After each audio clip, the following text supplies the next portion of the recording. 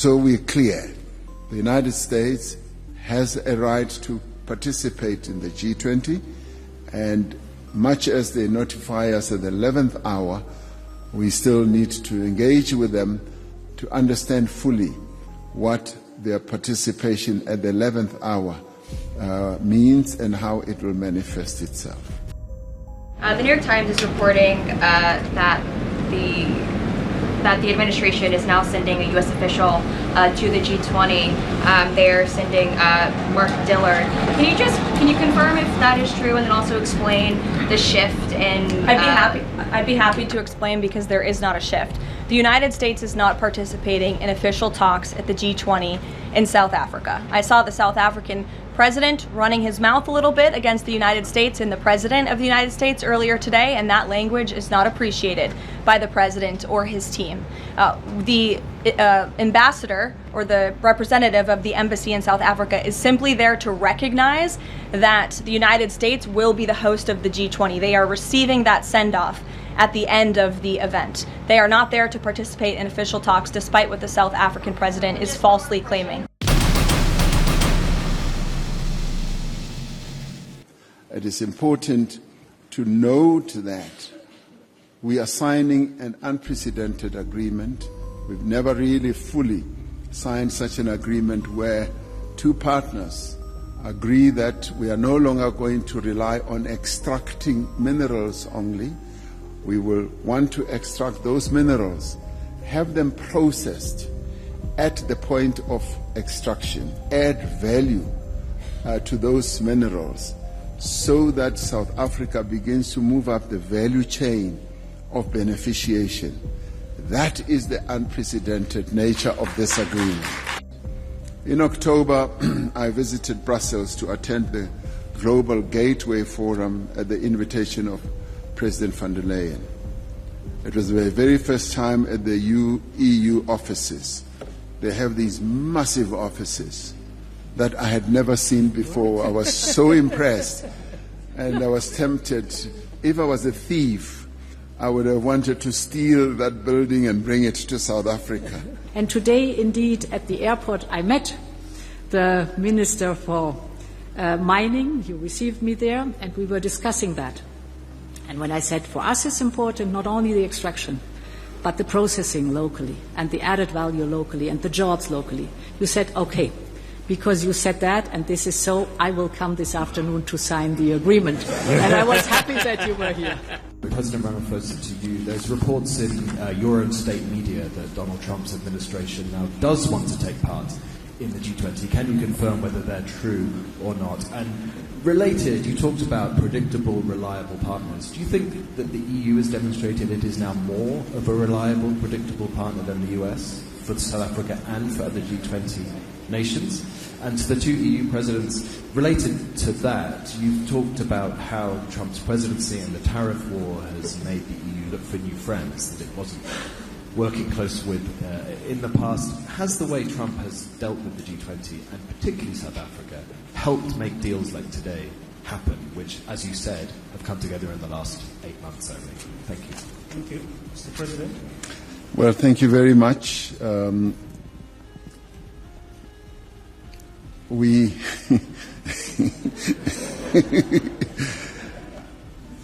have received notice from the United States, a notice which we are still in discussions with them over, about a change of mind about participating in one shape, form or other in the summit. So the discussions are still ongoing. This comes really at the late hour before the summit begins. And so therefore we do need to engage in those types of discussions to see how practical it is and what it finally really means. In a way, we see this as a positive sign, very positive, because, as I've often said, boycott politics never work. It's always best to be inside the tent, than being outside of the tent. The tent is the G20. All countries are here, and the United States, being the biggest economy in the world, needs to be here. So it's pleasing to hear that there is a change of approach, and so we are still discussing how that will manifest. On the issue of relationships, we as South Africa focus on the bilateral relationships that we have with various partners in the world, and we are not in the business of comparing one relationship against another. We deal with our relationships on a bilateral basis, and the multilateral side of relations happens either at regional bodies, continental bodies, or global bodies, which is at the multilateral level.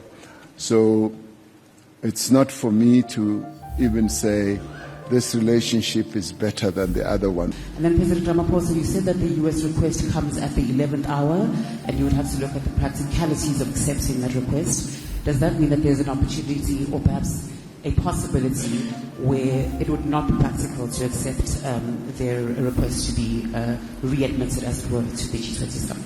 Thank you. Well, the United States is a member of the G20. They are the original member of the G20, so they have the right to be here.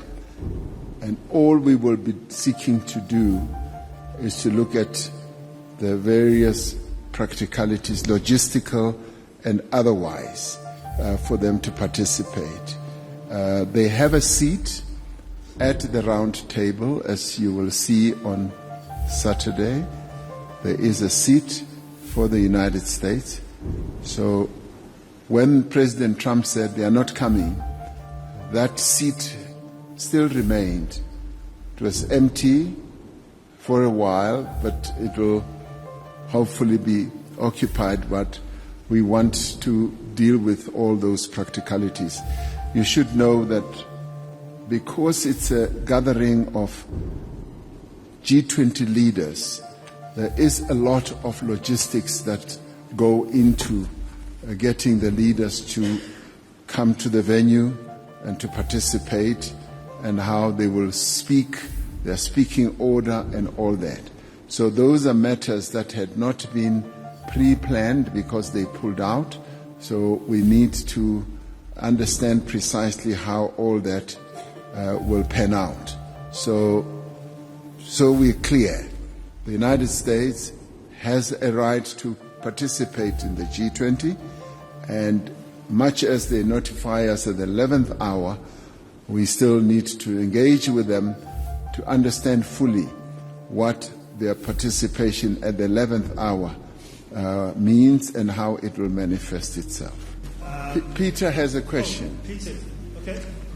Mr. President, I wonder if you could clarify to the extent that you can, although you said you're trying to establish what exactly the role is that the US wishes to play. I understood that they have asked for the Charge d'Affaires in Pretoria to participate in a handover ceremony, but you're implying something much more deep and extensive than that. And if you could perhaps give some idea of exactly how far that participation might go. Thank you.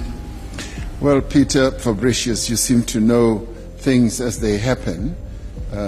So there was another communication which came as we were seated here in this bilateral meeting. So we're still digesting that one. It's now seemingly moved away from the charge just receiving the role that they must now play to also something else. That's precisely what we are now examining. You tend to know too much, Peter. Thank you very much. Thank you.